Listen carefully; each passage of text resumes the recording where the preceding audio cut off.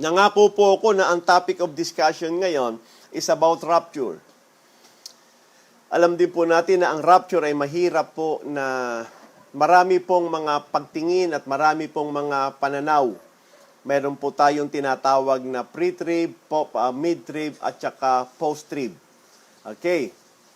May lumalabas pa nga hong secret rapture. Hindi po ako doon, hindi po ako sumasang-ayon doon. Hindi ko sinasabing mali kung sila man po ay may mga argumento. Kasi po ako, hindi ko po sinasabi yung mali, hindi ko po ginagamit ang salitang mali, hindi ko po ginagamit ang salitang tama. Kasi hindi rin po naman magagarantiya, okay, na dahil sinabi kong mali, mali po yun. Ang sinasabi ko po, hindi ako sumasang-ayon. Yun yung mga terms na ginagamit ko. Kasi po ang pinag-aaralan ko, logic. Pag sinabi kong mali po yan, o kahit ako sabihan ng isang taong mali yung pastor, does not guarantee na maging yung hawak niya tama. Not until, mga kapatid, mapakinggan ko, pero hindi ko pa rin pwedeng sabihin yon. Ano ha?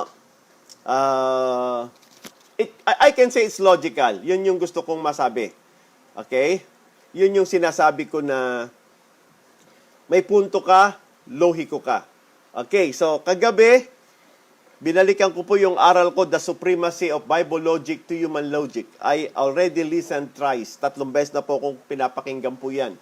Maraming nag-comment doon. Kung hindi nyo pa po napakinggan yung aral ng Supremacy of Bible Logic to Human Logic, ay pakinggan nyo po. Kasi hindi po yun doktrina. Yan po ang pinakita ko, supremacy ng Bible Logic sa human logic. So, gagamitin na po natin lagi yon, yung supremacy ng Bible sa paliwanag natin. Hindi po kasi pwede na mas mataas yung paliwanag natin sa Biblia. Okay? Kasi ang lahat ng paliwanag natin dapat manggaling sa Biblia. Lahat po ng pagtingin, halimbawa, pre-trib, mid-trib, post-trib, lahat po yan may argumento. Lahat po yan may talatang ginagamit. Lahat po yan may paliwanag na ibinibigay. Ang kailangan lang natin ay tumimbang. Okay? Ang kailangan lang po natin ay tingnan ito sa perspektibo. Kasi kung may talatang ginagamit, may paliwanag na ginagamit, mga kapatid, so napaka-importante po kung paano mo pakikinggan yung paliwanag. At saan ka makukumbinse. Paano? Okay. Hindi ko matatapos kaagad-agad ang lecture, pero pipilitin ko po sa mahina, mabagal, at sa bawat hakbang, maglagay po tayo ng pundasyon natin, mga kapatid. At wala naman akong, pag sinabi po naman kasi na rapture, wala namang question kung may rapture o wala. So it's no longer a topic of discussion. Na, Pastor, may rapture po ba? Alam nating mayroon. So, wala namang mananampalataya na kay-questionin ng rapture kung mayroon o wala. Ang tanong na lamang po, ito ho ba ay pre-trib? Ito po ba ay mid-trib? Ito po ba ay post-trib? So doon lamang ho bumabagsak yung tanong natin. Kung wala o mayroon, mayroon na po siya. At yan po ay nasa talata. Okay? So, I will give a basic foundation na alam ko sa maraming pastor, alam na rin po ito. Pero doon sa hindi nag-aral ng Biblia at doon sa gusto lang matuto na tungkol sa rapture, ay bibigyan ko po kayo ng basic foundation. The most simple possible na pwede kong gawin. Okay? Ang most popular verse sa rapture ay mababasa po natin sa Thessalonian. 1 Thessalonian chapter 4, verses 16 and 17. Okay? And then I will give some problems, and then I will give some explanation, at some maybe information na baka makatulong, baka maging maka-open mind. Tandaan niyo po ang ginagamit natin ng salitang analogy. Okay? Dahil sa salitang yan, mga kapatid, gagamitin natin ngayon yung process na analogy. Yung posibilidad, pag ginamit natin ng process, ang tumataas ang posibilidad na tama, lumiliit ang posibilidad na mali. So yung one of the four process is analogy. Second process is the a priori probability. The third process is the a posteriori probability. And the fourth process is the effect-to-effect probability. Okay? Now we have the verse. 1 Thessalonians chapter 4, verse 16 and 17. Okay? This is the truth. This is what is written in the Bible. Ang aking laging pinagdidiinan, hindi na natin pwedeng questionin ng Bible kasi nakasulat na siya. That is the supremacy of the Bible. What is written, already stipulated under the law of human logic known as what? Law of identity. What we have read is what we identify. Okay, meron tayong rhetoric fallacy. Tawag ay error of understanding. So question na lang ngayon, ang pangunawa ko ba rito tama o mali? Pero kung ano ang nakasulat, laging tama na siya. So sa pangunawa ho tayo nagkakaproblema. At lahat po ng pagkakaiba-iba ng paliwanag ay wala po sa talata. Naroon po yan sa pangunawa sa talata. Okay? Uulitin ko po yan. Lahat po ng pagkakaiba-iba at pagkokontra-kontra ng mga pastor at ng mga nag-aaral at nagtuturo ng Biblia, wala po doon sa kung ano ang nakasulat sa Bible. Kasi ang nakasulat, yan po yung katotohanan. Ang pagkakaiba-iba po naming mga pastor ay naroroon sa pangunawa namin, doon sa nakasulat. Okay? Kasi ang pangunawa, pwede po yan mag-fall sa rhetoric fallacy. An error in understanding and interpretation. Mali ang pangunawa, dahil mali ang pangunawa, mali din ang paliwanag. Okay? So, doon lang ho tayo kumukontra. So, ito ho yung talata. 1 Thessalonians chapter 4, verse 16 and 17, For the Lord Himself shall descend from heaven with a shout, with the voice of the archangel, and with the trump of God, and the dead in Christ shall rise first. 17, Then we which are alive and remain shall be caught up together with them in the clouds to meet the Lord in the air.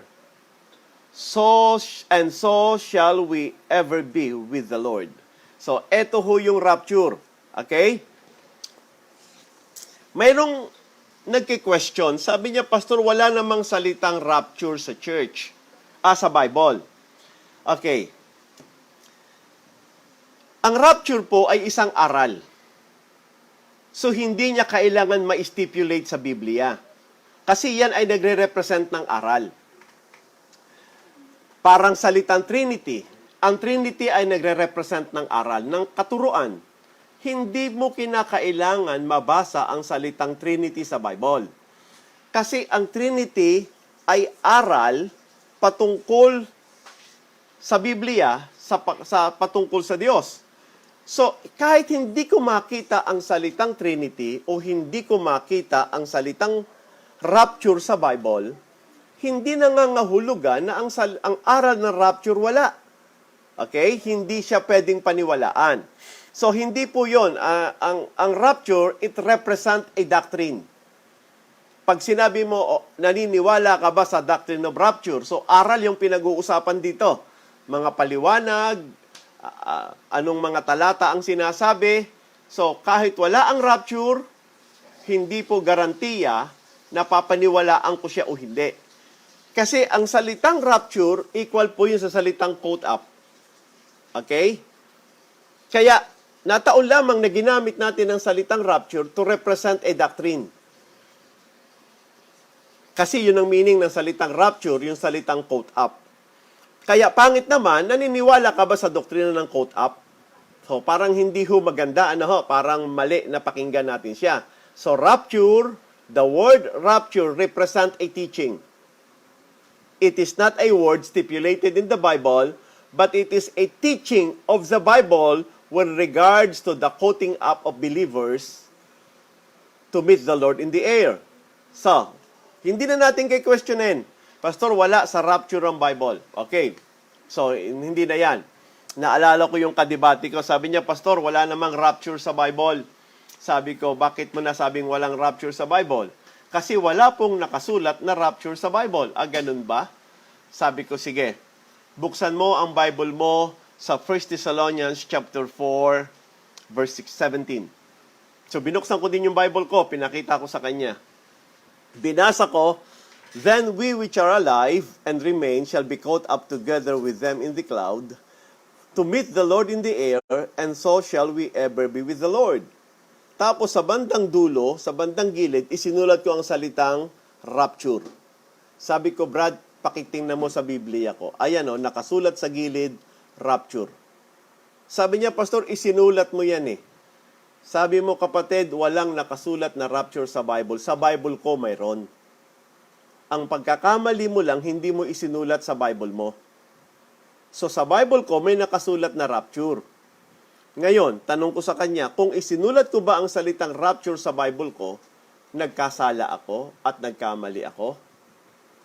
Kasi bakit? Kasi yung salitang quote up, rapture. Now, ginagamit ko po philosophy. Biro lang po yon, pero totoo pong nangyari sa debate namin yon. At hindi naman tama din yung gamitin ko. Ano po? Kasi nakasulat. Okay. So, kailangan nating unawain muna ang salitang rapture. Walang question na ang rapture, maraming nagsasabi na ito ay sa church. So, somebody called it rapture of the church. May nadinggan ako, sabi niya, Pastor, hindi ko tinatanggap na rapture of the church yan. Yan ay rapture of the believer. Okay. So, pag ganun po kasi yung iba't ibang pagtingin, nakikinig ako sa argumento. Sabi ko, bakit mo sinabing rapture of the believer rather than the rapture of the church? Sabi niya kasi hindi lahat ng ni-rapture dyan ay church members. May mga taong ni-rapture dyan na hindi member ng church pero nakasama sa rapture. So that's the point. So therefore, dito, pinag-uusapan dito is New Testament believers na buhay during the time of rapture. So hindi lahat yan church, lahat yan ay Christian. Okay, so that's logical, sabi ko. At align yan sa aral na pinanghahawakan niya. Okay, so hindi ko kini-question yung paliwanag, hindi ko kini-question yung perception. Tinatanong ko bakit? Kasi may dahilan ng isang tao bakit yun ang ginagamit niya. Pero kapag nadinig mo naman yung mga universalist na naniniwala sa universal church, and they called it rapture of the church. So may dahilan naman sila kung bakit yun ang kanilang sinasabi. So it's how they term. But actually, it's a quoting up of believers. Whether they are the church or not the church, pero ito yung kung saan ang mga Christian ay kukunin at magmi-meet sila sa Panginoon to meet the Lord in the air. Okay, so gusto kong makita po natin yon mga kapatid. Kanya nga lamang, so hindi ko muna bibigyan yung ibang paliwanag, ibang argumento. Hindi ko muna tatalakayin ngayon mga kapatid ang rapture na ito ay bahagi ng Jewish marriage culture. Hindi mo na yon. I just want to establish something right now to unfold some evidence that might help us consider na bakit ito yung aking pinaniniwalaan, bakit ito yung hindi ko pinaniniwalaan. Okay? Ang gagamitin ko po, logic. So sa logic, pwede akong mali, pwede akong tama. Okay? Yung probability, yung process. Probability na lumaki yung paraang pagiging tama o posibilidad at lumiit yung posibilidad na pagiging mali. So that's the purpose of applying logic. Okay? So, may sinabi ho sa 1 Corinthians chapter 15 na ito po naman ay sinulat din ni Apostol Pablo.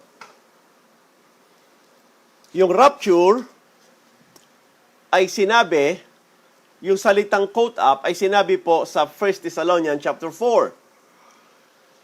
In relation to 1 Thessalonians chapter 4, so I want you to go and follow me sa 1 Corinthians chapter 15, verse 51 and 52. Dito, i-analyze natin. Kasi may mahalagang binanggit si Apostol Pablo rito na gusto kong masundan po natin siya ngayon, mga kapatid. Okay? Some of you already have a background of Matthew chapter 24. Or let's say you already have the knowledge of the synoptic gospel, which is the Matthew, Mark, Luke, and John. Almost iisa yung kanilang nilalaman, almost. Kaya ang tawag sa kanila is the synoptic gospel. May mga binanggit din po doon kay Matthew, Mark, Luke, and John na gusto kong intindihin natin. Iisa ba ng sinasabi sila? May sinabi po si Apostol Pablo sa verse 51 that I want you all to consider. Number 1, sa verse 51, itong sabi, "Behold, I shew you a mystery. We shall not all sleep, but we shall all be changed." Okay. I want you to mark verse 51 because this will give us a very vivid understanding of what he is talking. Kasi mahalaga po ang salita na ginamit niya. Okay? Kasi ang sinabi niya, "Behold, I shew you a mystery. We shall not all sleep, but we shall all be changed." So magbabago tayo. Verse 52, ang sabi niya rito, "In a moment, in the twinkling of an eye, at the last trump, for the trumpet shall sound, and the dead shall be raised incorruptible, and we shall be changed." Okay. The key word is the word mystery. Ang sabi ni Apostle Paul, which is personal, "Behold, I shew you a mystery." I want you to understand what Apostle Paul means of the word mystery. Kasi no question that he is referring to the rapture.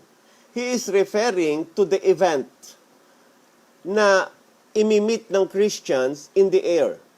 Okay? Yung binasa ng 1 Thessalonians chapter 4, verse 16 and 17, at 1 Corinthians chapter 15, verse 51 and 52, is the same event. So, hindi na ho kine-question yon. Same event po sila. Ang question na lamang na pwedeng itanong natin, kasi sa post-trib, same event din po yung second coming at saka yung rapture. Pero for now, hindi mo na yun tatalakayin ko. Ang sabi ng Bible, yung 1 Thessalonians chapter 4, verse 16 and 17, and 1 Corinthians chapter 15, 51 and 52, refers to the same event. Pero may one word na nag-uncover of that particular event that Apostle Paul referring to 1 Thessalonians chapter 4, verse 16 and 17. And Apostle Paul called it what? A mystery. I show you a mystery. Okay. Kung titingnan po natin ang salitang mystery, mga kapatid, alam natin ang kahulugan sa ating, meron tayong tinatawag na initial understanding for the word mystery. But we want to extract what Apostle Paul mean of the word mystery. Ano bang kahulugan ni Apostle Paul doon? Ano yung mga definition na binigay ni Apostle Paul when it comes to the word mystery? Kasi gusto ko siyang maintindihan kasi sinabi niya, "Ipakikita ko sa inyo ang misteryo. I will show you a mystery." And he was referring to the event of the rapture. If the definition of Apostle Paul of mystery is the same definition I have in my mind, it will give me an a priori. Okay? Probability. So doon ko gagamitin yon. Magkakaroon din ito ng a posteriori probability because meron siyang statement. Alam natin sa bawat statement na binibigyan ng Bible, meron po yung a priori and a posteriori probability. And we have to analyze every word. So, for us to have a clear understanding of Apostle Paul of the word mystery, at ang sabi niya, "Ipakikita ko." So that means, from that statement, nakita niya, ini-revealed sa kanya ang mystery. that will give us also another question, may nakakita pa ba maliban kay Apostle Paul? Kasi kung hindi niya ikinwento, hindi niya binanggit sa 1 Corinthians 15:51 and 52, it will remain a mystery. Okay? Pero dahil sinabi niya, I show you a mystery, so isa siya sa nakakita o siya lang ang nakakita. So importante yon. Kasi kung siya lang ang nakakita, tungkol doon sa rapture, sa kanya lang inirevealed ng Panginoon, sa makatuwid, walang aklat sa Biblia na pwedeng magsabi din ng parang katulad na sinabi ni Apostol Pablo, pero hindi siya tumukoy sa iisang event. Kasi siya lang ang nakakita. Kasi hindi pwedeng magsulat ang sinuman sa bagay na hindi ipinahayag sa kanya ng Diyos. So Apostle Paul boldly and clearly stipulated sa Matthew chapter 24 at sa 1 Corinthians chapter 15 verse 51 and 52 that the event of caught up the believers to meet the Lord in the air, according to him, is a mystery. At ito yung kanyang definition ng mystery. Colossians chapter 1, verse 25 and 26. This is what the word mystery mean, according to Apostle Paul. So, Pauline epistles pa rin po yung ating binabasa. Okay? Pauline epistles. Sulat ni Apostol Pablo. So, siya yung nag-define ng salitang mystery. The meaning of the word mystery according to Apostle Paul, Colossians chapter 1, verse 25 and 26. Whereof I am made a minister according to the dispensation of God. Sundan niyo po Colossians chapter 1, verse 25. Whereof I am made a minister according to the dispensation of God, which is given to me for you, to fulfill the word of God, even the mystery, okay, which had been hid from ages, and from generation, but now is made manifest to his saints. So the word mystery is defined by Apostle Paul in his own writings. Hidden. Okay? From ages. Bagay na bagay na nakatago at hindi nakita ng iba. Kaya yun ang sabi niya. Even the mystery which hath been hid from ages and from generations, but now is made manifest to his saints. So, pag sinabi niyang mystery, hindi ito nakita ng ilan, ng marami. Wala silang wisdom, wala silang revelation from God to see that. Okay? Buksan natin ng Romans chapter 16, verse 25. Para sa ganun, maunawaan natin anong gustong sabihin ni Apostol Pablo sa salitang mystery. Romans 16:25, ito ang sabi ng Bible. Now to him that is of power to establish you according to my gospel, and the preaching of Jesus Christ according to the revelation of the mystery. So yung revelation ng mystery, that means the mystery had been revealed to the special people.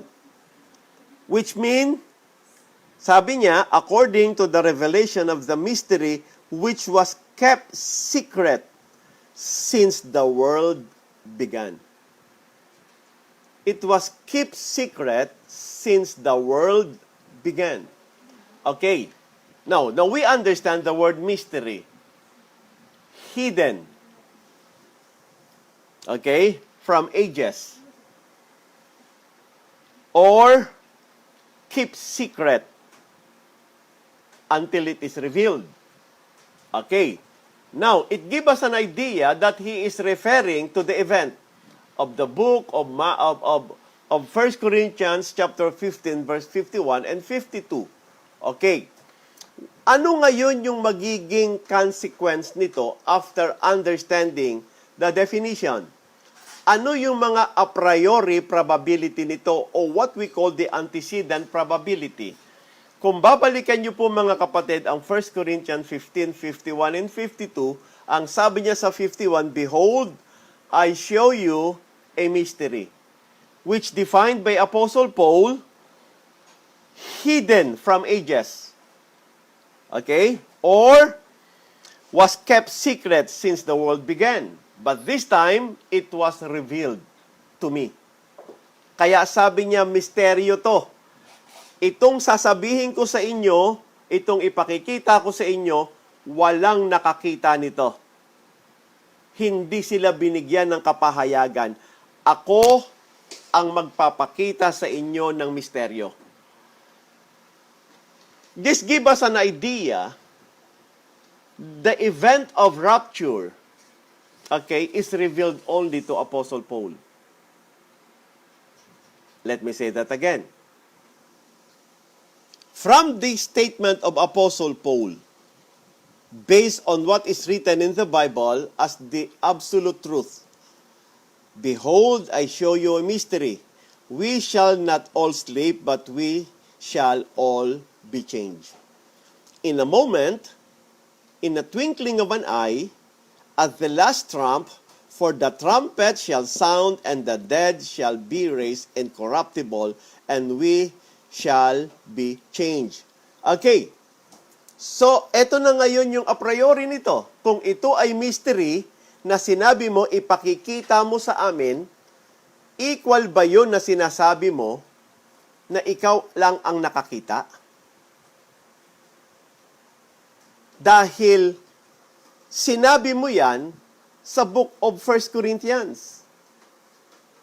So, ang tanong ko po ngayon dito, kung ito ay lihim na ipinahayag niya na walang ibang pinigyan ng kapahayagan kundi si Apostol Pablo lamang, okay? Paano po ngayon mga kapatid, yung ibang mga talata na nagsasabi ng halos iisa ng kanilang sinasabi? Halimbawa po, okay, bigyan ko kayo ng example. So, sumakatuwid, if, okay, if Apostle Paul was correct, as he claimed, that I will show you a mystery, we shall not all sleep, but we shall all be changed. And he was referring to the event, okay, as a mystery.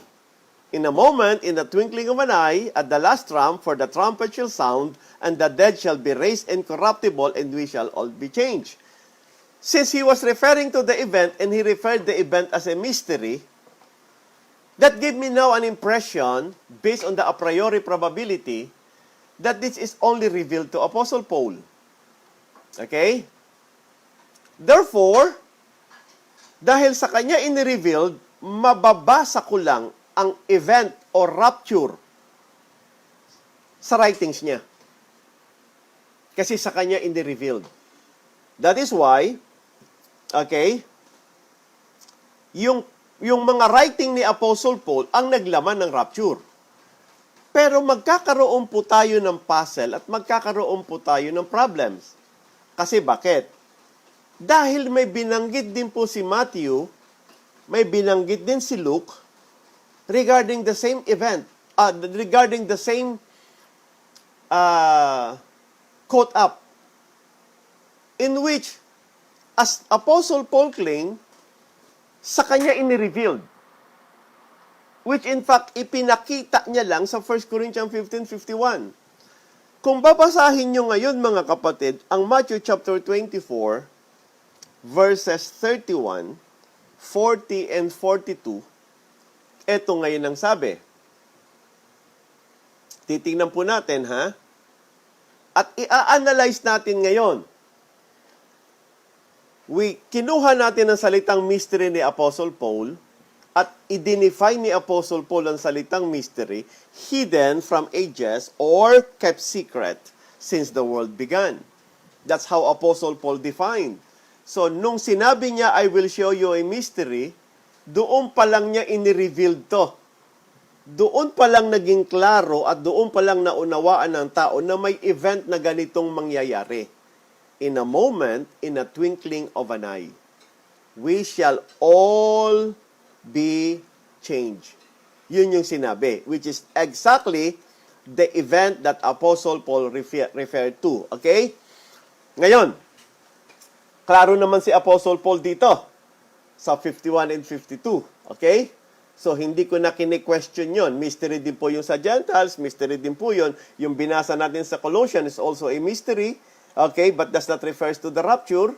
Pero kinuha natin yung definition niya ng mystery. Pero 50 and 51 and 52 of 1 Corinthians 15 is very, very specific. He is referring to the event as a mystery. Okay? But if you will read Colossians 1:25 and 26, does not refers to the event.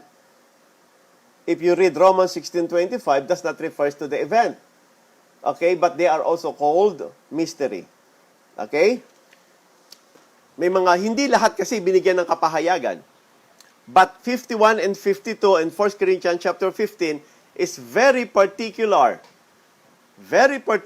to the event known as the rapture. And Apostle Paul specifically says, I will show you a mystery.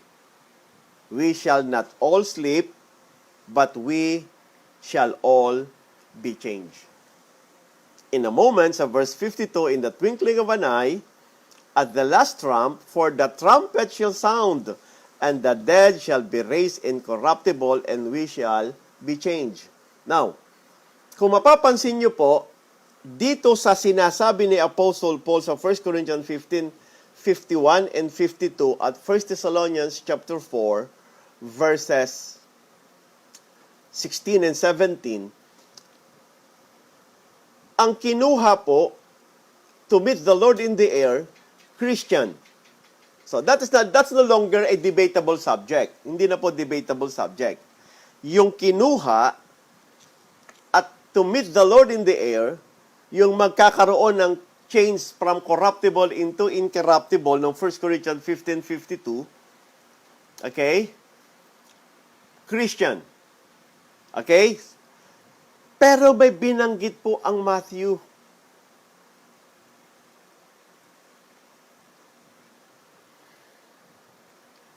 Chapter 24, mahalaga po na masundan nyo po mga kapatid kasi I'm trying to establish something. Okay?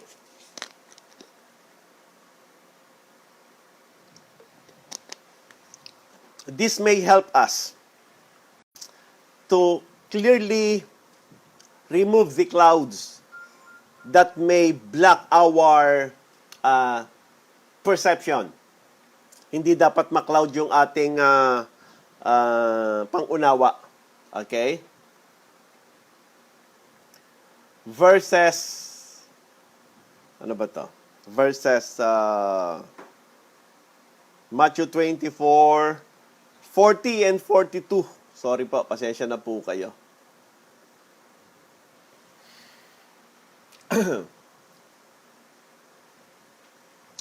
Then shall two be in the field, the one shall be taken, and the other left. Two women shall be grinding at the mill, the one shall be taken, and the other left. Watch therefore, for ye know not what hour your Lord doth come. It seems that they are speaking of the same event. It seems that Matthew also wrote na may kukunin din. So, ang question po natin ngayon dito is this. If Apostle Paul referred to the mystery, the rapture is a mystery, at na-revealed sa kanya mga kapatid, ano ngayon yung sinasabi rito ni Matthew? Kung malinaw kay Apostle Paul na sa kanya ito ipinahayag. At hindi. Kasi sabi niya, behold, I will show you a mystery.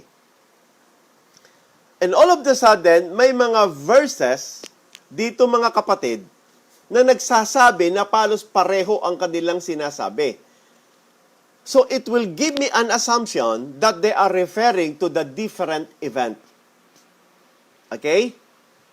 Because if the rapture is the mystery revealed only to Apostle Paul, you can only and we can only find the rapture of the believers in the books of Apostle Paul.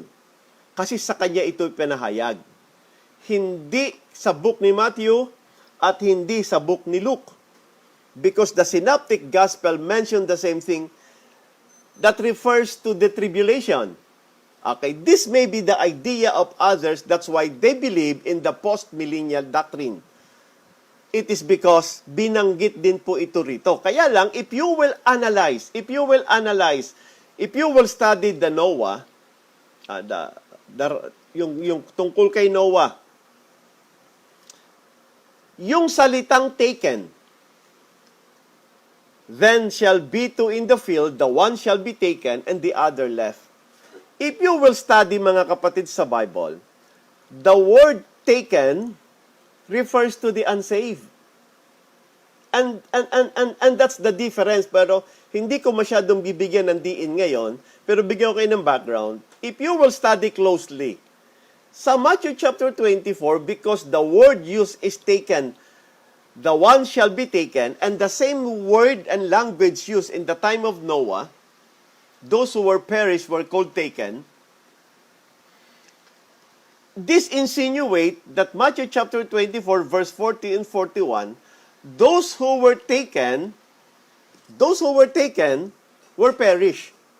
While in the book of 1 Thessalonians chapter 4, verse 16 and 17, and Corinthians chapter 15, 51 and 52, those who were caught up are the people who are saved. So, parang magkaiba yung tinutukoy dito. Okay? Red letter edition, si Kristo ang nagsasalita, pero ipinasulat po ito, mga kapatid, isinulat po ito ni Matthew. So, in that manner, mga kapatid, kung hindi niya ito naiintindihan, at tama ho yung sinabi rito, at tama din yung sinabi sa 1 Thessalonians, pero ang sabi ni Apostle Paul, I will show you a mystery, we shall not all sleep. Dinefine po ni Apostle Paul sa kanyang mga writings ang salitang mystery, hidden from ages, or kept secret since the world began. Okay? Okay, so, sorry po, medyo nawawala yung aking, Ngayon, in that manner, mga kapatid, I'm just trying to give some analysis. Okay? Sa rapture, the teaching is ang kinuha Christian. Pero si Matthew nagsalita din po na may dalawang tao na nasa field, ang isa kinuha, ang isa naiwan. Sa verse 41, two women shall be grinding at the mill, the one shall be taken and the other left. Okay. So dahil iisa yung kanilang binanggit, iisa lang kanilang tinukoy, at ginamit ko po, mga kapatid, ang analogy na sinabi ni Apostle Paul sa salitang mystery, at ina-assume ko po, base sa kanyang definition, dahil ang kanyang sentence, behold, I shew you a mystery. We shall not all sleep, but we shall all be changed. So, dahil ang mystery niya ay kept secret since the world began, or hidden from ages and from generation. So, dahil ginamit niya ang personal pronoun, which is I, sasabihin ko sa inyo. So, the a priori probability is ipinahayag sa kanya ang sekretong ito. So, this gives us the assumption that the rapture is a mystery revealed only to Apostle Paul. Okay. So, ngayon, may binanggit din po si Luke chapter 17. Luke chapter 17. Now, ulitin ko po I'm just giving the process. Alam ko ang iba sa inyo may ibang pagtingin, may ibang silip, pero binibigyan ko po siya ng ibang silip, binibigyan ko po siya ng ibang pagtingin. At ang ginagawa ho natin ngayon sa process is analogy. Mahalaga po na ang lahat ng silip at lahat po ng pagtingin ay nasa sa atin upang sa gayon before we finalize conclusion, nakikita na natin. Kasi kung saan ka maglilin, kung anong magiging mas mabigat na timbang. Sa ngayon, na doon pa lang po ako sa salitang mystery. Na andun pa lang nga po ako sa paglalagay ng pundasyon. Kasi bakit? May mga talata na tila baga iisa ang sinasabi, pero kapag ina-analyze natin, nagiging mas maliwanag, nagiging mas maganda yung pagtingin natin at nasasabi natin magkaiba sila. Okay? Mahalaga po yun. Luke chapter 17 verse 34.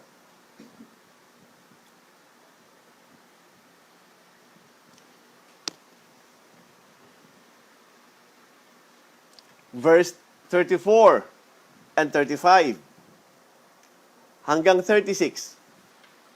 I tell you, in that night, there shall be two men in one bed. The one shall be taken, and the other shall be left. Verse 35. Two women shall be grinding together. The one shall be taken, and the other left. 36. Two men shall be in the field. The one shall be taken, and the other left. So Luke chapter 17 also give us an impression na may naiwan at may inalis. The same thing na sinabi din po naman sa 1 Thessalonians chapter 4 verse 16 and 17. At yun din po naman mga kapatid ang sinasabi sa atin ng 1 Corinthians 15, 51 and 52. Okay. But I focus on the word mystery. So that this will change the way I see it. If the word mystery refers to hidden from ages or kept secret since the world began, at very particular si Apostle Paul sa verse 15, chapter 15, verse 51 and 52, that he is referring to the event of the rapture as a mystery. Okay, this now give me a good puzzle na yung Matthew chapter 24, verse 40 and 42, up to 42, and Luke chapter 17, verses 34 up to 37, they may look the same, but at least different. Magkaiba po sila. Okay? Now, we call that analogy. Okay? That's the way I see it. That's the way I look at it right now. Okay? Kanina, nire-review ko yung mga post-trib, mid-trib, pre-trib. Okay? Leaning po ako sa pre-trib. For many, many reasons. Pero mas gusto ko munang itakil ito ngayon para ma-establish ko siya. Kasi kung hindi ko po siya ma-establish, magiging malaking question po kung magkaiba ba o iisa ba ang sinasabi ni Apostle Paul at saka ni Matthew. Dahil kung, hypothetically, kung iisa po sila ng tinutukoy, okay, the highest probability that it is post-trib because they are referring to one event. Okay? Kung hindi sila magkaiba, kung sila'y magkaiba, I'm just giving you the probabilities. Kung iba ang tinutukoy ni Apostle Paul na event sa Matthew, sa 1 Corinthians 15:52, at 51 and 52, at 1 Thessalonians chapter 4, 16 and 17, at iba din ang tinutukoy ni Matthew, mga kapatid, sa 24, 40 and 42, at iba din ang tinutukoy sa Luke chapter 17, 34 and 37. So therefore, we need to understand ano yung pakahulugan ng Matthew 24 at ano ang pakahulugan ng Luke chapter 17 at ano ang pakahulugan, mga kapatid, ng 1 Thessalonians chapter 4. So, yun yung mga probability. Kung magkapareho sila, iisa yung tinutukoy nila. So, i-analyze natin ang word. I just give you the bird's eye view na yung ginamit na taken sa Matthew chapter 24 and taken sa Luke chapter 17 is the same language used during the time of Noah na yung kinuha, unsaved. Napahamak sila. Na yung natira, saved. If that analogy is correct, na yung 1 Thessalonians chapter 4 verse 16 and 17, yung kinuha, saved to meet the Lord in the air. Okay? Na nag-change sila from corruptible into incorruptible. So, walang question sa pagiging saved nila. Yung naiwan, which is left behind, okay, yung tawag sa kanilang mga naiwan ay left behind, which is the unsaved. So, they are in total opposite. Ulitin ko po. The insinuation. Pag sinabi kong insinuation, yung pinararating na pagtingin dahil sa word na ginamit ng Matthew chapter 24 and Luke chapter 17, because of the word taken, it give us an understanding and insinuation with the same language used during the time of Noah, na ang na-taken, napahamak. At yung naiwan, napabuti. Okay? Hindi ko pa pinapakita doon kasi dahil pre-trib ako, so alam mo na yung kasunod kaya naiwan yun, maghahari si Kristo sa lupa for the 1,000 years. Kaya lang, I'm just using some argument and some differences. Doon sa 1 Thessalonians chapter 4, 16 and 17, ang pagkakaiba niya, yung kinuha, yun yung saved. At ang ginamit, quote up, to meet the Lord in the air. Okay? Yung naiwan, ang tawag sa kanila ay left behind. Sila yung unsaved. Okay? Yun yung sinabi ng 1 Thessalonians. Well, alam nyo naman, dahil pre-trib ako, ang rapture sa pre-trib, mga kapatid, will signal the start of the 7 years tribulation. Kaya left behind yung mga naiwan. Sila yung dadanas ng 7 years tribulation up to the great tribulation, which is the second 3.5 years. Pero the fact that the writings of the book of Matthew chapter 24 and the writings of Luke chapter 17 verse 34 through 37 is in total opposite of 1 Corinthians 15:51 to 52 and 1 Thessalonians chapter 4 verse 16 and 17. Okay? And from the argumentation that Apostle Paul refers to the event as a mystery. Okay? Gusto ko rin hong makita nyo yon because in Colossians chapter 25 and 26, does not refers to the rapture. But he uses the same word mystery using the same definition. In Romans chapter 16 verse 25, he also does not refers to the rapture again. But he uses the same word mystery using the same definition. Kept secret since the world began. If you will open Ephesians chapter 3 to strengthen the definition of the word mystery, pasensya na po kayo kasi itong aral ay hindi naman hutog malawak na aral po ito. Hindi natin ito matatapos ng isang gabi. Kaya let's start build foundations. Para sa ganon, alamin natin, kasi sa akin, iba ho ang Matthew 24, 40 and 42, Luke chapter 17, 34 to 37, hindi po yon rapture of the believers. Okay? But to some, they see it as a rapture of the believers.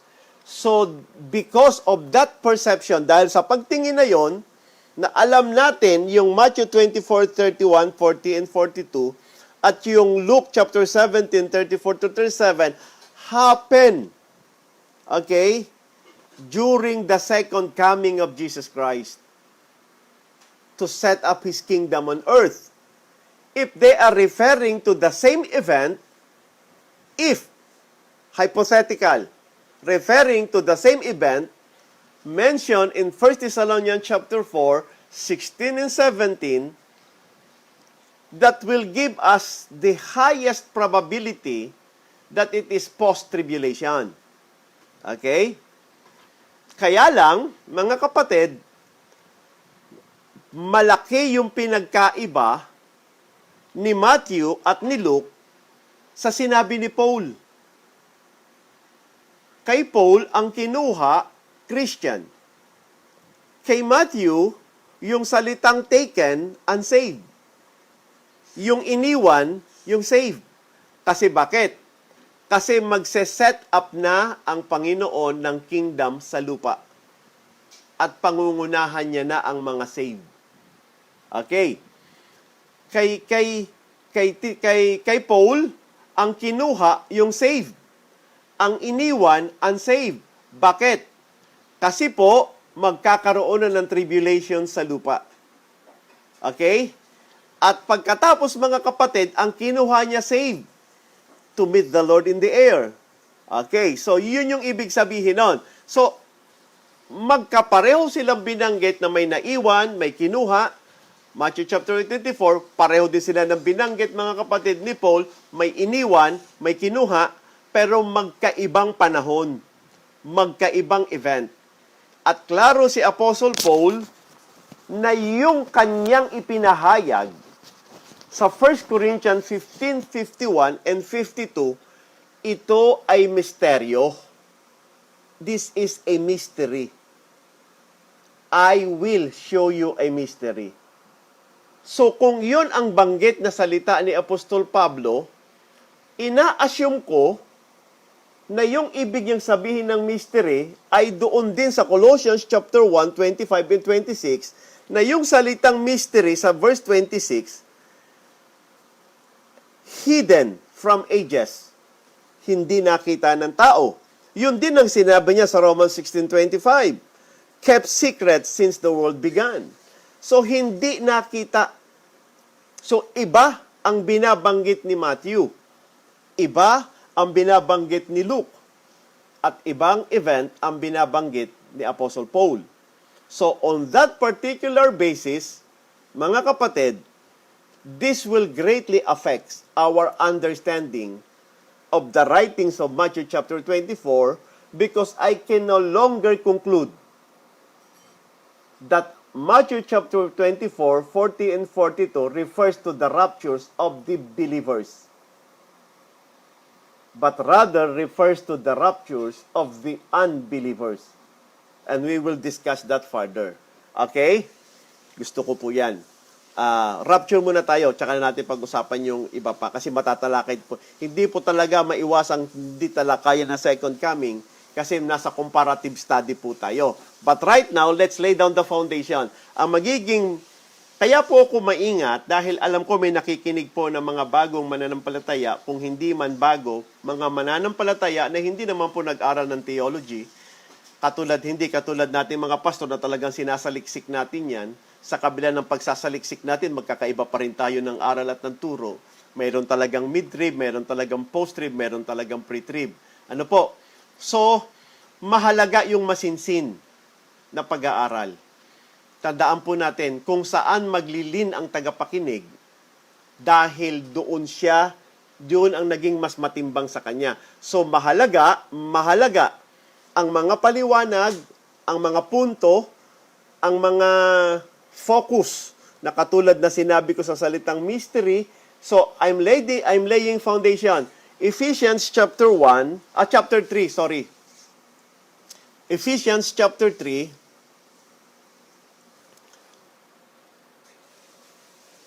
reading from verse 1. Simulan natin. For this cause, I, Paul, the prisoner of Jesus Christ for the Gentiles. If ye have heard of the dispensation of the grace of God, which is given to me to you ward. Okay, this is the dispensation of grace to the Gentiles. Okay? How that by revelation he made known unto me the mystery I wrote afore in few words. So the Bible, Apostle Paul refers to the mystery here, but not of the same mystery of the event mentioned in 1 Corinthians chapter 15, verse 51 and 52. Now, we are comparing verses to verses, but we are getting the definition of Apostle Paul when refers to the word mystery. We are putting strength. We are adding more fiber to give strength to the argumentation of the definition of the word mystery. So therefore, that help us give a clearer understanding and perception. How that by revelation, verse 3, he made known unto me the mystery. So sa akin niya ipinahayag, sabi ni Apostle Paul, as I wrote afore in few words, whereby when ye read, ye may understand my knowledge in the mystery of Christ, which in other ages was not made known unto the sons of men, as it is now revealed unto his holy apostles and prophets by the Spirit. Okay. That the Gentiles should be fellow heirs of the same body and partakers of his promise in Christ by the gospel. So, he is referring to the mystery that the gospel will be given to the Gentiles. Pero sabi niya, was not revealed. Okay? Sa verse 3, revealed unto me. Okay? As I wrote afore in few words. Sa verse 5, which in other ages was not made known unto the sons of men, as it is now revealed unto his holy apostles and prophets by the Spirit. So even the Old Testament saints and even the Old Testament prophets, hindi na i-revealed sa kanila yung iba. Okay? But again, the word mystery mentioned in Ephesians chapter 3 does not refers to the event. Okay? Does not refers to the teaching of the rapture. But the definition of Apostle Paul in the word mystery is now giving more strength and more fiber that the mystery actually is something hidden from ages but revealed only. So if you will notice, mga kapatid, if there are similarities in the writings of Matthew and Luke and Paul, but Paul only claims that the mystery of rapture is revealed to him, so therefore, the a priori probability that the writings of Matthew and the writings of Luke does not refers to the raptures of the believers. It may sound the same, it may look the same, but the a priori probability, they are different events. Magkaiba sila at magkahiwalay sila.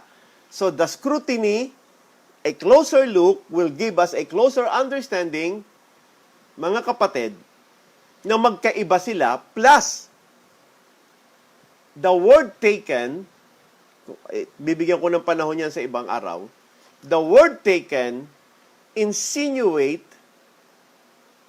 that the one removed or taken is the unsaved. Okay? And the one left is the one who is saved, known as the tribulation saints. And the one in the book of Apostle Paul, 1 Thessalonians, the one caught up, kasi hindi ginamit ang salitang taken, ang sinabi ay salitang caught up, to meet the Lord in the air. And the one caught up are believers, saved. And the one left behind, okay, ay tinawag po silang unsaved. Okay, maganda ho may background tayo sa eschatology. Pero to some of you who are listening to me right now, mga kapatid, without background, it may quite confusing on your part. kung wala po kayong knowledge sa rapture, wala kayong idea, what I am doing right now is creating a foundation so that it will guide us throughout our study. Okay? Kasi, kapag ang isang pastor ho ay nag-preach at nag-preach siya about the rapture at kinote po niya ang Matthew chapter 24, it give me an assumption. Ulitin ko ha. Kapag ang isang pastor ay nag-preach regarding rapture, pero ang binasa niyang talata ay Matthew chapter 24 verse 40 and 42 or Luke chapter 17, 34 and 37, it gives me an assumption, post-trib siya. Kasi yun yung talatang ginamit niya. Okay? Kasi 100% that is that rapture happened, mga kapatid, after tribulation. Okay? Kaya lang, yung foundation na binigay ko sa inyo ngayon is simple. Kinaklaro ko yung sinabi ba ni Apostle Paul sa 1 Thessalonians chapter 4, 16 and 17 at 1 Corinthians 15, 51 and 52 ay hindi kaparehas ng sinabi ni Matthew chapter 24, 40 and 42 at ni Luke chapter 17 verse 34 and 37. Because Apostle Paul claimed, mga kapatid, na 1 Corinthians 15, 51 and 52 is a mystery na ipinakita sa kanya. Okay? So, just laying down the foundation. Kasi bakit? Kung hindi ko ho titingnan, kasi for example, yan po yung pagtingin ko mga kapatid. I don't know to some out there how you see it, pero the way I analyze 1 Corinthians 15, 51, and 52 is already stipulated that the rapture is a mystery. Okay? That the rapture is a mystery. As mentioned in chapter 15, verse 51 and 52. Okay, so kaya ang sabi ng Bible, I show you a mystery. Semicolon, we shall not all sleep, but we shall all be changed. Verse 52, in a moment, in a twinkling of an eye, at the last trump, for the trumpet shall sound, and the dead shall be raised incorruptible, and we shall be changed.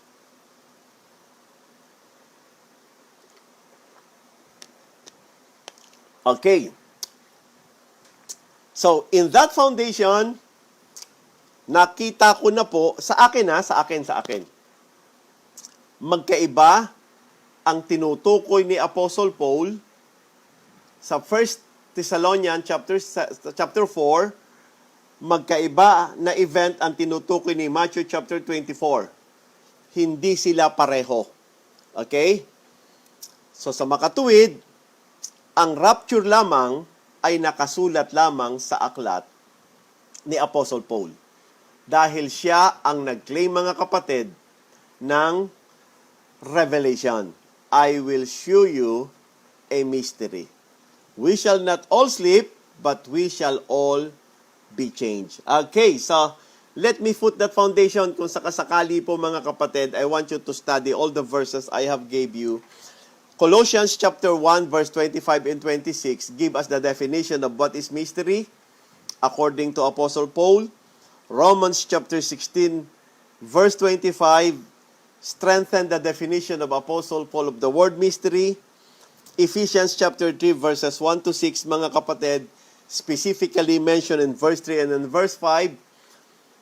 He also defined the word mystery but does not refer to the same event of the rapture. But what I want you to focus is that the word mystery from all these verses I have read and the word mystery from 1 Corinthians 15:51 has the same meaning. Okay? Has the same meaning. At and the event mentioned in the 1 Corinthians chapter 51 and 52 and Thessalonian chapter 4 verse 16 and 17 ay magkaiba naman sa Luke chapter 17 verse 34 and 37 and Matthew 24 verses 40 and 42. They are two different events. Okay?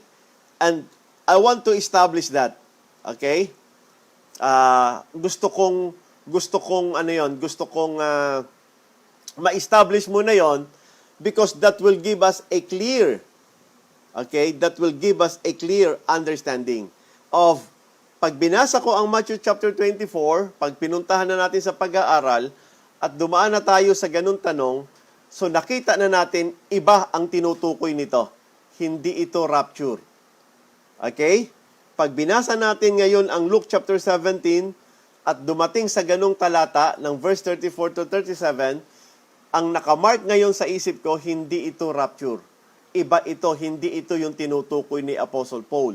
Okay? I-strengthen natin yan ang argumentation natin na palalalimin pa natin yung pagkakaiba nila using again analogy sa grammar. For example, tama ba yung sinabi ko na sa Matthew 24, ang maiiwan ay ang saved at ang tatanggalin ay ang unsaved? Ganon din sa Luke chapter 17. At ang 1 Corinthians 15 at ang 1 Thessalonian chapter 4, ang kukunin ay saved at ang iiwan ay unsaved. So, pareho yung binanggit, pero magkaibang panahon nangyari at magkaiba ang kinuha. Okay? So, just to clear that, kasi alam ko medyo ayoko ng tuloy-tuloy, ayoko ng one step at a time. Okay? Kasi mas maraming tanong po rito ngayon na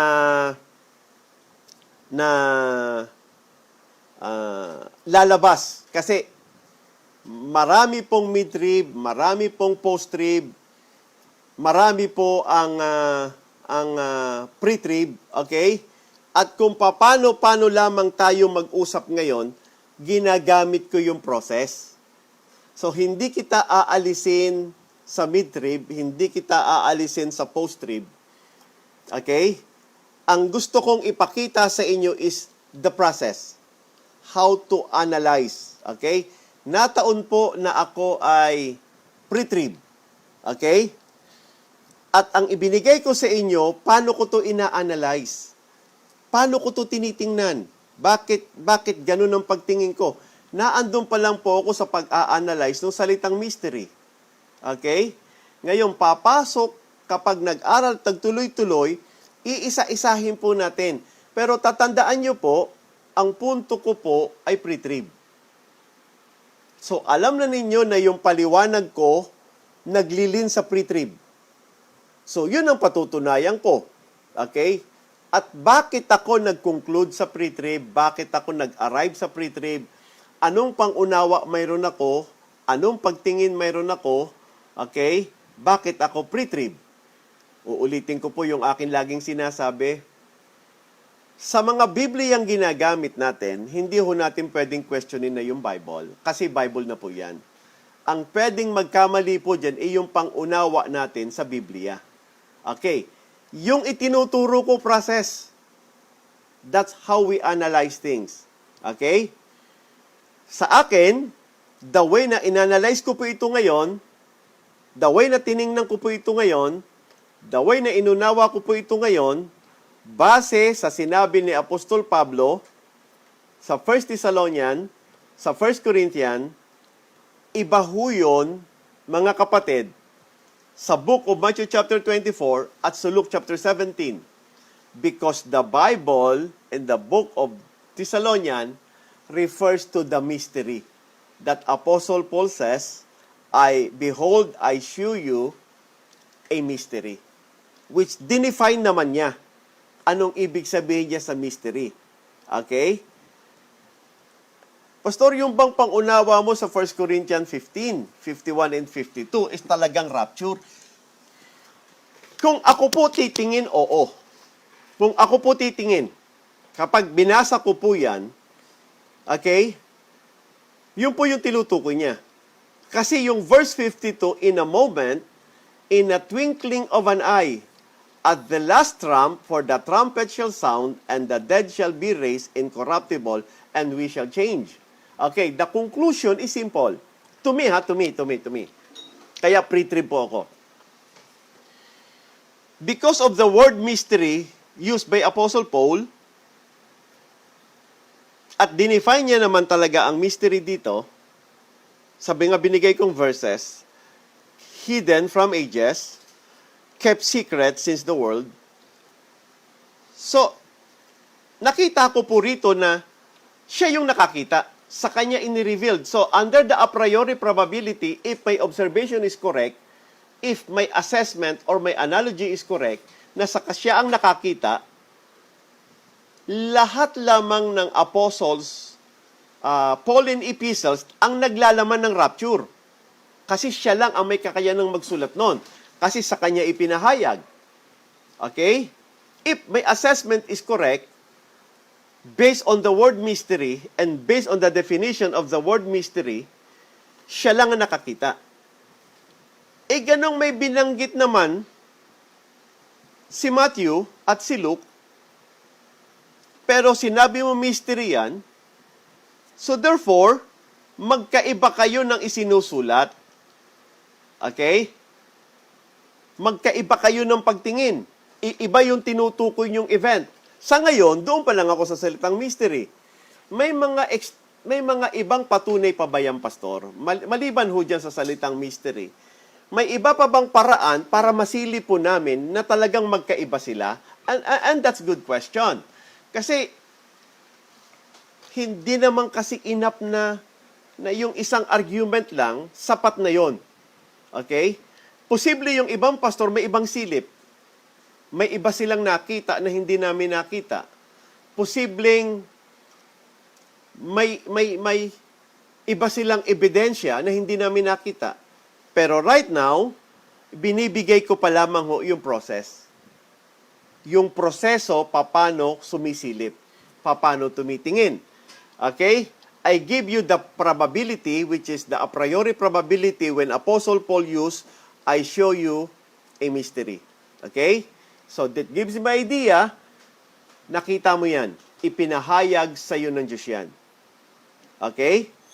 Magkaiba kayo ng oras ng isinulat ang 1 Corinthians sa Matthew. Unang naisulat yung Matthew. So, sa makatuwid, kung ngayon do palang inireveal ang mystery ng rapture, at unang naisulat si Matthew, for sure, hindi rapture of the believers ang tinutukoy ni Matthew rito. Kasi magkaiba kayo ng panahong isinulat yan. Magkaiba ng date. Unang isinulat ang Matthew. Bago ka nagsulat nito. So kung inuna mong isinulat ito, and Matthew already have the background of what is written by Apostle Paul, so somehow there is also a probability that he was referring to the same event. Because the knowledge is already given or the mystery is already revealed. But, hypothetical. Kung unang naisulat si Matthew, at huling naisulat si Thessalonian, okay? At doon lamang na i-reveal ni Apostle Paul sa 1 Corinthians, so therefore, doon lamang na-unfold yung mystery. We call that probability. Kasi kung tinawag mo siyang mystery, I show you a mystery, at dito mo siya in-unfold, na isulat na ang book of Matthew based on the date, so ano yung sinulat niya? At ano tong sinasabi mo? Kasi sabi mo, mystery yan. So, magkaiba sila. Sa tingin ko, magkaiba sila ng tinutukoy. Okay? So, magandang pundasyon po yung process natin. Okay? Kasi pag dito, sa salita lang, behold, I show you a mystery, ang dami ng probability. Papasok na po riyan, mga kapatid, yung oversion, conversion, rhetoric. Kasi bakit? Sentence yan eh. Magagamit nyo na po lahat ng ating pinag-aralan dito. Just for that sentence and then look for the probability. Makikita mo na yung antecedent probability. So, ginamit ko yung antecedent probability. Because you say that, I show you a mystery, okay, this simply mean na nakita mo. Okay? At ngayon mo lang siya in-unfold. Ngayon mo lang siya ni-reveal. Nung nai-reveal mo siya, nakasulat na ang Matthew and Luke. So, at yung sinabi nyo parang pareho. But ngayon mo pa lang siya in-unfold. So therefore, hindi kayo magkapareho. Mukha lang pareho. Yun yung sinasabi ko. Yun yung analogy. Okay? I might be wrong because not all analogy will be correct until lahat ng evidence nasa sa akin. Because when you analyze, you need to gather every evidence. You need to see in the big picture in every side. Okay? Before coming up to a conclusion. Okay? Ngayon, right now mga kapatid, very, very simple. But wag niyong basta agad tanggapin yung paliwanag ko. Gumawa kayo ng process niyo. I-try niyong i-analyze. Sa susunod, pag-usapan natin yung salitang taken. Bakit word? Pastor, okay lang ba gumamit tayo ng Greek word? Okay lang po. Okay lang po pag gumamit tayo mga kapatid ng lahat ng tulong na magbibigay ng impormasyon, magbibigay linaw, magbibigay tatag sa ating pag-aaral, kunin nyo. Kasi sa ating process, pinatataas natin ang posibilidad na tama, pinaliliit natin ang posibilidad na mali. Mahirap pong panghawakan ang doktrina na ang laki-laki ng posibilidad na mali siya. Tapos ang liit-liit ng posibilidad na tama siya. So, apply the process. Apply the process. Sa ganung paraan, malinawan tayo. Okay? Tapos titingnan pa ho natin lahat ng mga talata. Lahat-lahat. So, hindi ko ho masisisi kung ang pagtingin ng iba na ang Matthew chapter 24, 40 and 42, it refers to the event mentioned by Apostle Paul. Kasi mayroon talaga, kaya nga, eto ha, pinipigilan kong magsalita ng na mga talatang magkukonfuse, katulad ng 2 Thessalonian, kasi ang expression doon, even sa history, kaya ang conclusion ko doon sa verse 3 refers to what? Rapture, rather than apostasia. The word apostasia is ginamit natin sa term natin as pag-alis sa totoong Diyos. Kaya once you heard the word apostasy, from the Greek word apostasia, the first impression or the initial understanding na ibibigay sa atin ito ay pag-alis sa totoong Diyos at paglipat sa di totoong Diyos. Kasi common usage po siya. Pero yung salitang pag-alis sa totoong Diyos at paglipat sa hindi totoong Diyos, ginamit po yan as word na apostasy, but the word apostasy is only defined sa pag-alis. That's the word apostasy. Pero since na ginamit siya sa pag-alis sa totoong Diyos at paglipat sa di totoong Diyos, so immediately when you word the word apostasia, the immediate conclusion is that lumipat ka sa hindi totoong Diyos. But if you go to the dictionary, mga kapatid, pag-alis. Okay? Yun yung meaning. So, doon ho nagkakaroon ng konting problem sa impression. Kasi dahil meron na kaagad ibinibigay na first impression o first understanding sa word na gagamitin. Yun na. Kaya ang unang basa, it gave us the feeling, oy, rapture to. Analogy, focus, a priori, a posteriori probability, will give us now an idea, oy, kailangan maintindihan ko to. Kailangan matiyak ko, iisa ba to o magkaiba ito? So lahat ng ebidensya, sustentuhan natin. Kapag tumataas ang sustansya ng probabilidad na tama ang pagtingin mo at analogy mo, tumataas din po yung confidence mo na yung paliwanag ko malamang tama. Okay? Okay, so sa ngayon, doon muna ako magwawakas mga kapatid. Kasi bakit? Nakakalito po ito sa mga bagong mananampalataya. I-review lang po natin. Para sa ganon, sa bahay, meron tayong konting pag-aaralan, meron tayong konting titing ng mga talata, at tapos namnamin natin. At kayo din ho, magkaroon kayo ng research. Sa amin pong Bible School, hindi ho kami tinrain sa spoon feeding. Okay? We're not trained sa spoon feeding. Naalala ko, nag-exam ako sa aking Greek subject under Dr. Gavino Tica. Pinapunta kami ng alas 7 ng umaga para mag-exam sa kanyang Greek. Natapos ho kami alas 7 ng gabi. Ang maganda kay pastor, pwede kang kumain doon habang nag-e-exam, pwede kang mag-CR, iwan mo lang ang test paper mo, and then babalik ka uli at sasagot ka uli. So, lahat pwede.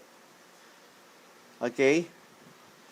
So, sa ganung paraan mga kapatid, I'm giving you the process, not my understanding. Okay? I apply the process. To me, the way I see it, the way I understand it, 1 Corinthians 15, 51, and 52, and the word mystery refers to the event of the coating up of believers together. Okay, as mentioned in 1 Thessalonians chapter 4, 16 and 17. We analyze the word, we see it, okay? Now, dahil nakita ko na iba sila, iba yung tinutukoy niya, binigyan ko kayo ng probability. Kung ngayon mo pa lamang in-unfold ang mystery sa 1 Corinthians pa lang, pero nung isinulat ang 1 Corinthians, nakasulat na ang Matthew tsaka nakasulat na ang Luke, at dito mo pa lang siya ina-unfold, so dito nakikita nyo, ina-analyze ko. So, iba to. Iba yung sinusulat ni Matthew, iba ang sinusulat ni Apostle Paul. Kasi dito pa lang naka-unfold ang mystery. Okay? So, they are two different things. And then, suportahan mo. So, suportahan ko din naman. Yung paggamit ng Matthew na salitang taken, at ang paggamit ng Corinthians at ng Thessalonians, mga kapatid, ng salitang caught up, hindi na question ng Corinthians ay saved. It's no longer a question because they will change from corruptible into incorruptible. So, meaning, magiging incorruptible yung body, which is a glorified body. So, walang question ang 1 Corinthians 15, 51, and 52. Walang question ang 1 Thessalonians chapter 4, verse 16 and 17. Ito ay Christian. Ang may question na lang ay Luke 17 at saka Matthew chapter 24. Kapag napatunayan natin, naging mas mataas ang timbang na hindi ito Christian, dito, bumigat na yung ating konklusyon na hindi iisa ang sinasabi ng dalawa. Iba ang sinasabi ni Matthew, iba ang sinasabi ni Pablo. So habang bumibigat ang ating patunay na magkaiba sila, lalo tuloy lumalakas ang ating paniniwala na hindi rapture of the church or rapture of the believers ang tinutukoy ni Matthew. So, okay? So dagdag ng ebidensya. Dagdag ng lakas, dagdag ng tibay, and then we will now make our inference. Base sa mga analogy, study, comparative study, comparison, and then the highest probability na yung conclusion mo ngayon tama. Kung sa pag-aaral mo, sa lahat ng ginawa mong process na in-apply natin at pinag-aralan, ang inference mo ay pre-trib.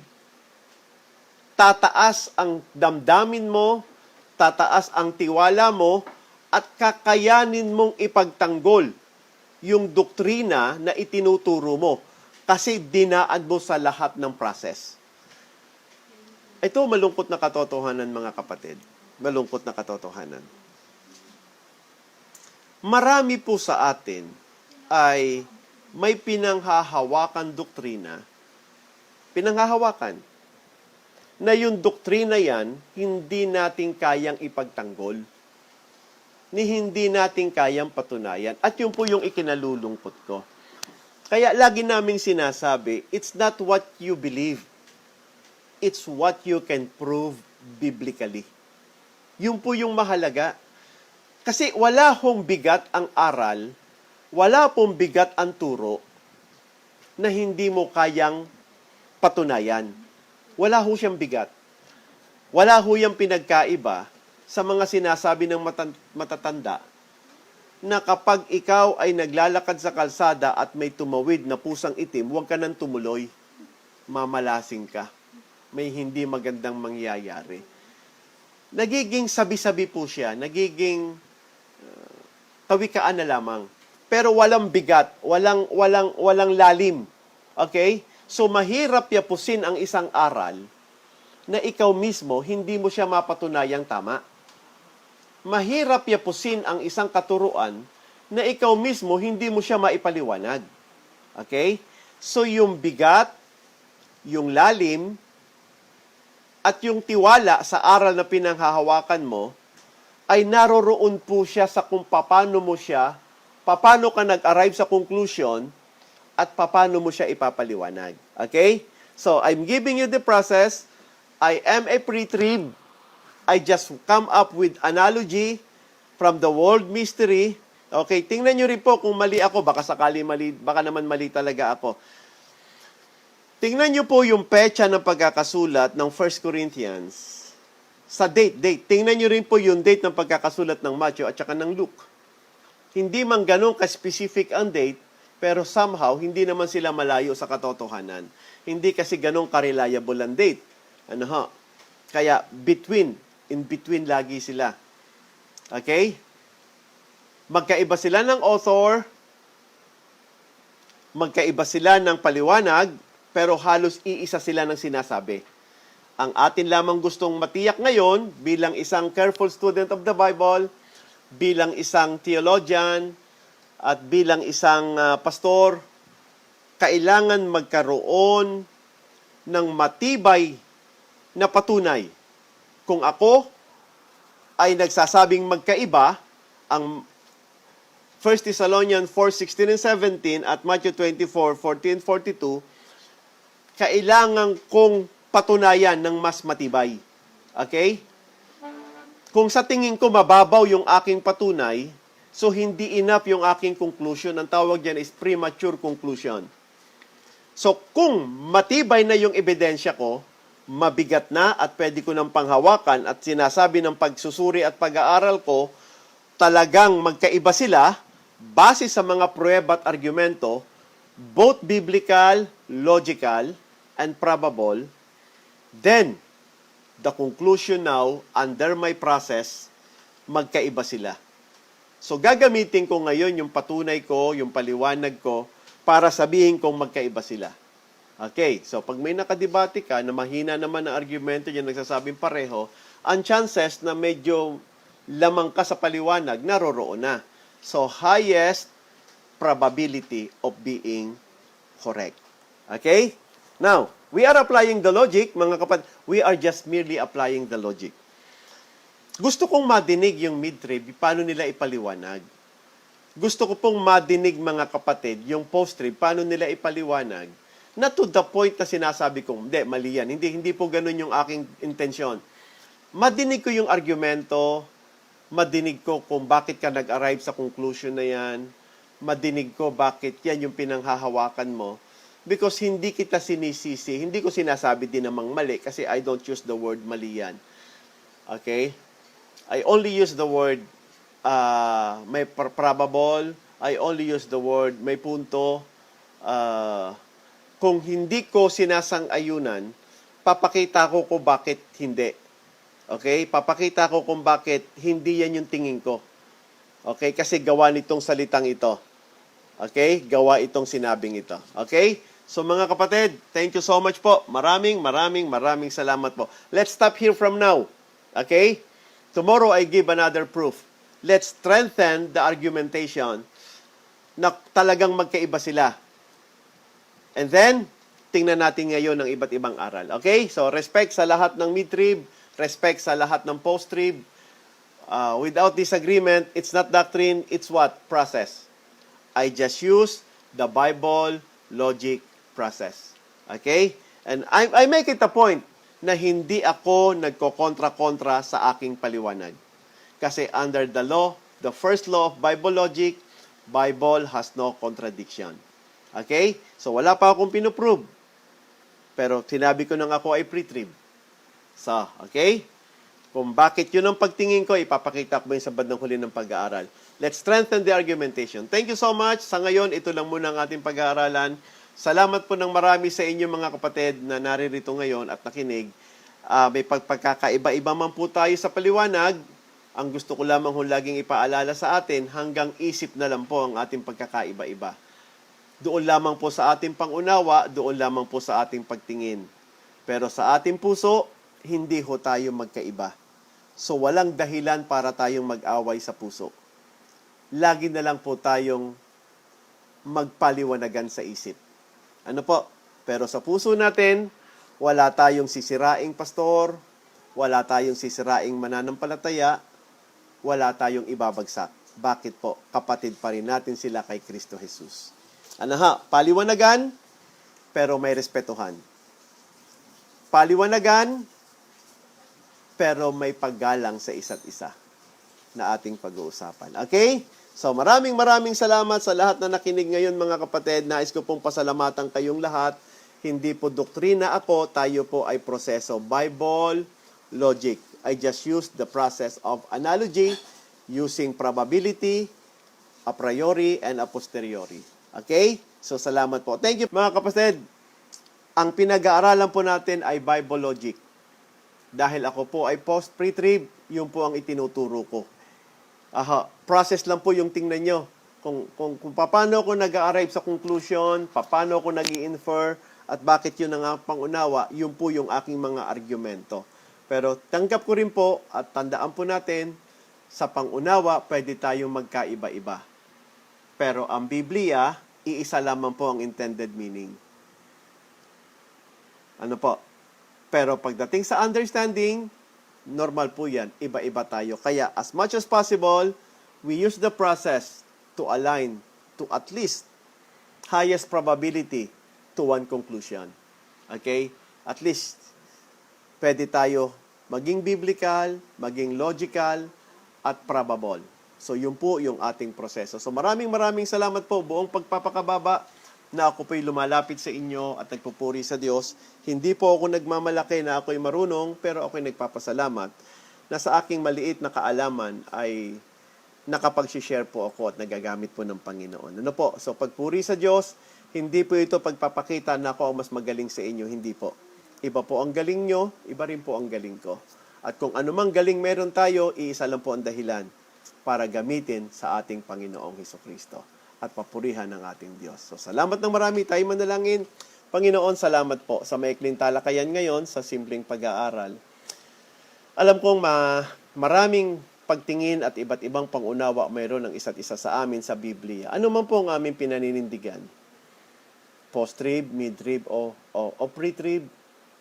Ang mahalaga, Panginoon, bumibigat, lumalalim at tumitibay ang aming paninindigan sa aral na aming pinanghahawakan dahil sa prosesong pinagdaanan, dahil sa malalim na pagsusuri, at higit sa lahat, mabigat na argumento. Pinupuri kita, O Diyos.